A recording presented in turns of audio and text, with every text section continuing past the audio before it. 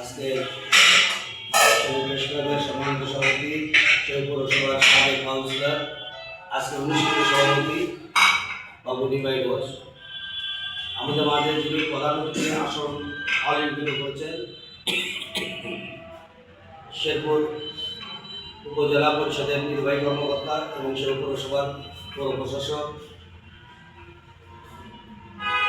আমাদের মাঝে উপস্থিত রয়েছেন শেরপুর পৌর বিএনপি সম্মানিত সভাপতি, শেরপুর পৌরসভার সাবেক সফল মেয়র, শেরপুর গণতন্ত্র সংসদের সাবেক প্রতিনিধি, বগুড়া জেলা বিএনপি ধর্ম বিষয়ক সম্পাদক বগুড়া স্বাধীন কুমার কুণ্ডু। আমাদের মাঝে উপস্থিত রয়েছেন শেরপুর উপজেলা জামাত ইসলামের সাধারণ সম্পাদক নাসিম। আমাদের মাঝে উপস্থিত রয়েছেন শেরপুর উপজেলা বিএনপির নির্বাচিত সাংগঠনিক সম্পাদক শফিকুল ইসলাম শফিক। আমাদের মাঝে উপস্থিত রয়েছেন শেরপুর প্রেস ক্লাবের নির্বাহী সদস্য। এর আগে থেকে আমরা সদস্য প্রেস ক্লাব হিসেবেই সম্বোধন করতাম, কিন্তু যেহেতু সে একজন রাজনৈতিক দলের এনসিপির শেরপুর উপজেলা শাখার আহ্বায়ক। আমাদের মাঝে উপস্থিত রয়েছেন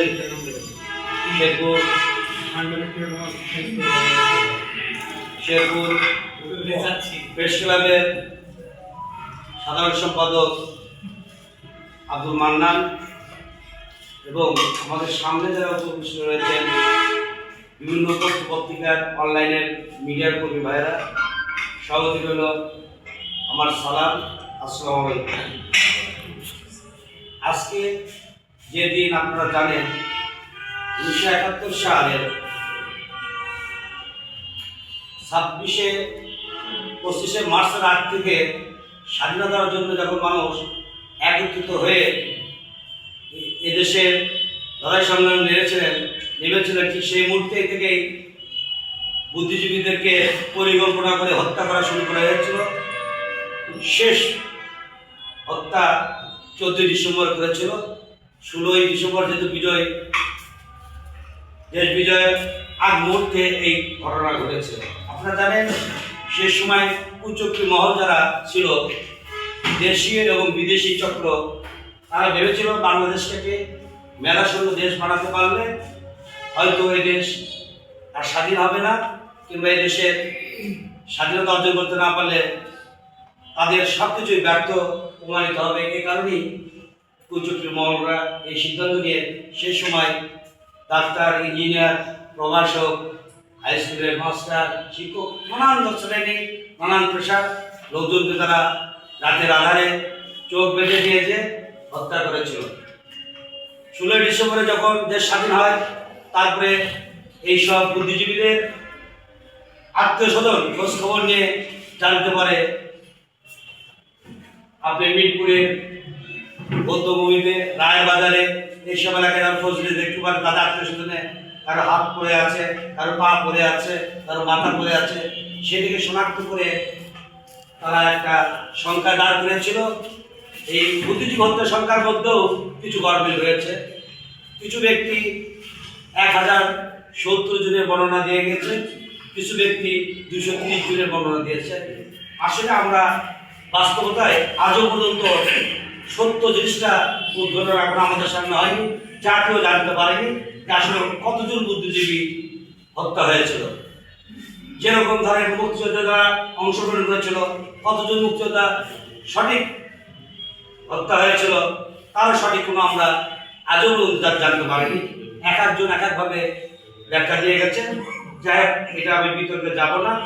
আমরা এটাই বলতে চাই যে বাংলাদেশ সে সময় থেকেই বাংলাদেশের মানুষ একটি স্বাধীনভাবে চলতে চাওয়া, স্বাধীনভাবে একটি ভোট দেওয়ার অধিকার ফিরে পাওয়া, স্বাধীনভাবে কথা বলার অধিকার ফিরে পাওয়ার জন্য 54 বৎসর হলে বাংলাদেশের মানুষ আন্দোলন করে যাচ্ছে। যার অংশ বিশেষ সেই 71 যুদ্ধের মধ্যে দিয়ে স্বাধীন হলেও আমরা পূর্ণাঙ্গ স্বাধীনতা ফিরে পাইনি, আমরা কথা বলার স্বাধীনতা ফিরে পাইনি, আমরা ভোটের অধিকার ফিরে পাইনি। আমরা যে লক্ষ্য দেশ স্বাধীন করেছিল আমাদের পূর্বপুরুষেরা, সে লক্ষ্যে আমরা এখনো পর্যন্ত পৌঁছতে পারিনি। এটা দুঃখের বিষয়। আপনারা জানেন একবার গণঅভ্যুত্থানের মধ্য দিয়ে স্বৈর শাসক এরশাদ ক্ষমতা গ্রহণ করলেন, সেখানেও জনগণের ভোটের অধিকার কেড়ে নেওয়া হলো, সেখানেও জনগণ আন্দোলন করতে গিয়ে অনেক জীবন বাংলাদেশে মাটিতে ডুবে পড়ল। তারপরে আবার হচ্ছে একটি ফ্যাসিস্ট সরকার দীর্ঘদিন ধরে বাংলাদেশের মানুষের কথা বলার স্বাধীনতাকে হরণ করেছিল। বুদ্ধিজীবীদের কথা বলতে দেয়নি, সংবাদপত্র কর্মীদের কলম আটকে দেওয়া হয়েছিল। তারা তারা তাদের নিজস্ব চিন্তাধারা থেকে সত্যগুলো জিনিস দেখতে পারেনি, মানুষ সভা সমাবেশ করতে পারেনি, মানুষ ইসলামিক জলসা করতে পারেনি, মানুষ কথাও ঠিক মতো সত্য কথা বলতে পারেনি। যখন সেই ব্যবস্থা ছিল, মিথ্যা কথা বললে তার কিছু হয়নি, সত্য কথা বলতে গেলে তাকে কারা নির্যাতন হয়েছে, মামলা নির্যাতন করা হয়েছে, নানান কিছু ছিল। যাক, সেই প্রেক্ষাপটের মধ্যে দিয়ে 24শে গণঅভ্যুত্থান, ছাত্র জনতার অভ্যুত্থানের মধ্যে দিয়ে দেশ একটি জাতি, আমাদের এই জাতি একটি পূর্ণাঙ্গ স্বাধীনতা ফিরে পাওয়ার আশায় আত্মদান করেছেন।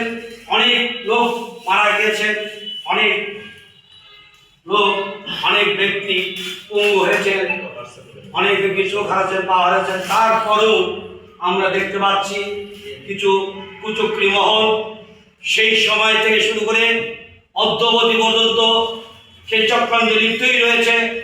দেশীয় আন্তর্জাতিকভাবে সেই কুচক্রী মহল আজও বাংলাদেশে চক্রান্ত করে চালিয়ে যাচ্ছে। বাংলাদেশের মানুষকে ঐক্যবদ্ধ হওয়ার থেকে বিরত রাখার জন্য এবং ঐক্যবদ্ধ যেন না হতে পারে সেই চেষ্টা চালিয়ে যাচ্ছে। এবং বাংলাদেশে আজকেও আমরা যেটা দেখতে পাচ্ছি, নানান দিকে আকাশে বাতাসে মেঘের কালো মেঘের ছায়া, কখনো হাজির মতো লোককে গুলিতে আহত হতে হচ্ছে, কখনো এরশাদের মতো লোককে গুলিতে আহত হতে হচ্ছে, কখনো হয়তো বা আমারও হওয়া লাগতে পারে। আমরা আসলে জাতি হিসাবে বড় দুর্ভাগা একটা জাতি। আমরা আমাদের নিজেদের মধ্যে এখন পর্যন্ত ঐক্যবদ্ধভাবে আমরা ঐক্যবদ্ধ হতে পারছি না। কেন হতে পারছি না? আমরা মনে করি এটা আমাদের সবার মধ্যেই আসলে একটা হিংসা বিদ্বেষ সৃষ্টি হয়েছে। তাই আমি মনে করি যে সবাই আমাদেরকে ঐক্যবদ্ধ হয়ে এই 54 বছর বড় যেন বাংলাদেশকে একটি প্রত্যাশিত দেশে আমরা দিকে এগিয়ে নিতে পারি, এই আশাবাদ ব্যক্ত করে সবাইকে আমি আমার ধন্যবাদ দিয়ে আমার বক্তব্য শেষ করছি। আল্লাহ হাফেজ। বাংলাদেশ জিন্দাবাদ। শহীদ প্রেসিডেন্ট জিয়াউর রহমান জিন্দাবাদ। দেশনেত্রী বেগম খালেদা জিন্দাবাদ। তারেক রহমান জিন্দাবাদ। বাংলাদেশ জাতীয় জিন্দাবাদ। আজকে যারা শহীদ হয়েছেন তাদের শহীদ পরিবারের প্রতি সমবেদনা জ্ঞাপন করে আমি আমার বক্তব্য শেষ করছি। আল্লাহ হাফেজ। ধন্যবাদ।